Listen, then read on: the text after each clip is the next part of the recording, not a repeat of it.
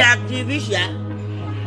After Bobrisky was declared as the winner of the Best Dressed Female Award, Portable angrily released a sweet song against Bobrisky, asking him to return to the brotherhood. Bobrisky was exposed further.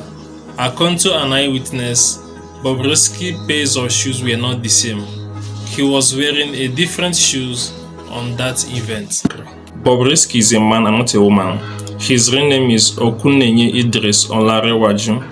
He is a Nigerian transgender woman and LGBT personality. She is also known for his presence on social media. Portable also reacted angrily about this injustice.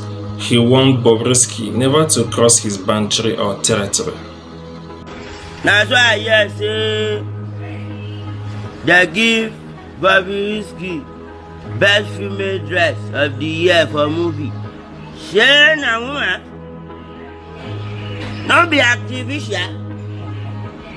Èèyàn tó ṣèdì, man wey do yansh, wey do breast. Now, all those ladies, fine ladies, wey dey act movie, rí wọn fún award.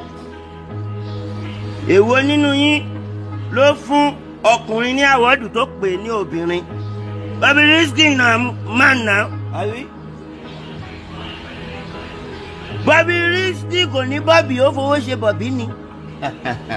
Bobrisky kò ní dì ó fowó ṣe dì ni.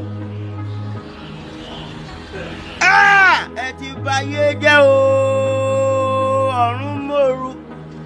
Now, wetin all those small children? Our tomorrow. Now they're going to hear say the man they do yansh, man they turn to woman. Can't they give her award? Say whiny, check up my agent. And whiny. Whiny, oh, Bobrisky, yeah, no. Okay, now, you, brotherhood, where we know, can't they call yourself? Bobrisky winning the 2024 Best Female Dressed Award is an injustice and total disrespect to women because Bobrisky is a man and not a woman.